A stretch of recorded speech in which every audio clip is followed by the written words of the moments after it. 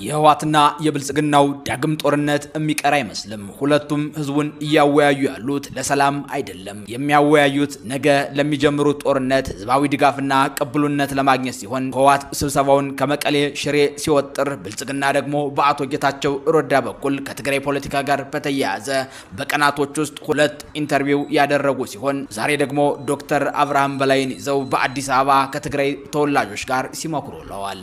ህዋት ከፓርቲነት ከተሰረዘ 10ኛ ቀን ቢያስቆጥርም ለስልጣን የበቃበትን 34ኛ ዓመት አከብራለሁ ማን ነው የሚያስቀረኝ እያለ ነው።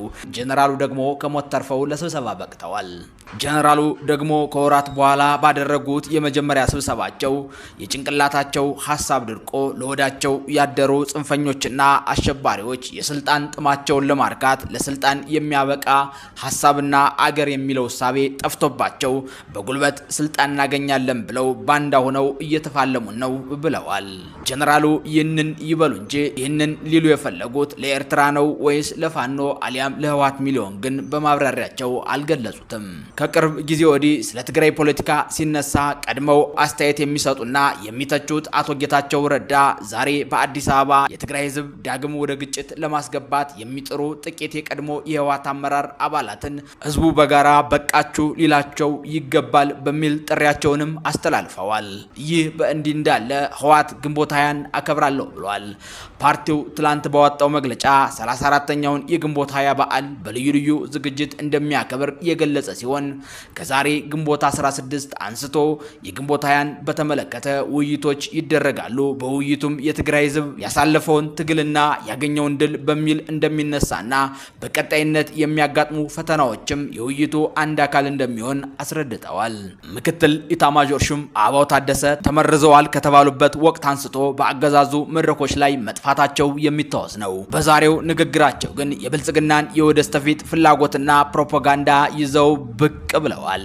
የ4 ኪሎ መንግስት ፍላጎት ወደብ ሲሆን ጀነራሉ ከወደብ ጋር በተያያዘ ብዛት ቁጥር ያለው ህዝብ ዘንድ በሰላማዊ መንገድ የቀይ ባህርን የወደብ አማራጭ መጠቀም አለብን ማለታችንን እንደ ስህተት ቆጥረውት የሚንጫጩ አሉ በሚል ገልጸውታል። ጀነራሉ ይህንን ያሉት በኢትዮጵያ ታሪክ ታይቶ የማይታወቅ በርካታ ኮማንዶና አየር ወለድ ስፔሻል ፎርስ አለን በሚል ወታደራዊ ቁመናቸውን ከገለጹ በኋላ ነው።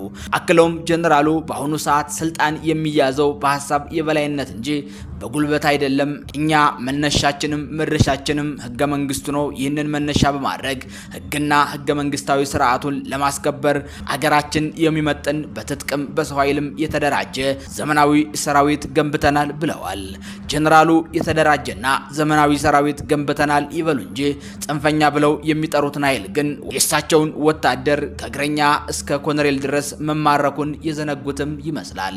ጦርነቱስ ቢሆን የእርስ በርስ ጦርነት ሆኖ ውስኖች ናቸው፣ እነሱም ጥሻ ለጥሻ ነው የሚንቀሳቀሱት እየተባለ ጦርነቱ ግን ድፍን 2 ዓመታትን ሊሞላ ወራት ቀርተውታል። ጀነራሉ ትላንት በሰሜኑ ጦርነት ያገዛዙ አገልጋይ ሆነው በሻቢያ ኮሎኔል እየተመሩ ሀገሪቱን እንዳላዋረዱ ዛሬ እርሳቸውን ቅዱስ አድርገው ስለሌሎች እንዲስሉም ተደምጠዋል። አንዳንድ ሀገራትና አካላት የራሳቸውን ፍላጎት ለማሟላት የውስጥ ባንዳዎችን በመጠቀም ኢትዮጵያን በተለያየ መንገድ በመከፋፈልና በማበጣበጥ አቅማቸውን እናዳክማለን ብለው ላይሳካላቸው ይደክማሉ ሲሉም ገልጸዋቸዋል።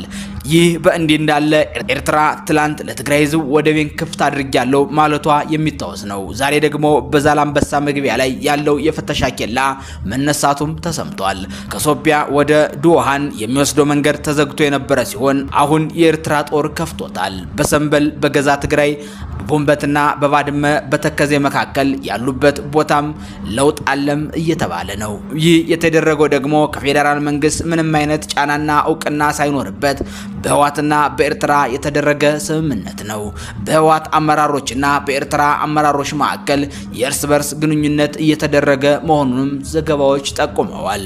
አቶ ጌታቸው ረዳ ዛሬ የትግራይ ተወላጆችን ባወያዩበት ወቅት በትግራይ ክልል አሁን የተፈጠረው ችግር የትግራይ ፖለቲከኞች የፈጠሩት መሆኑን የገለጹ ሲሆን አመራሩ የያዘው ግትር አቋም ትግራይ ከአደጋ ስጋት እንዳትወጣ አድርጓታልም ብለዋል። ይህ ኢትዮ ማለዳ ነው። ወዳችሁና ፈቅዳችሁ ስላደመጣችሁን እናመሰግናለን። ሰናይ ቆይታ ይሆንላችሁ።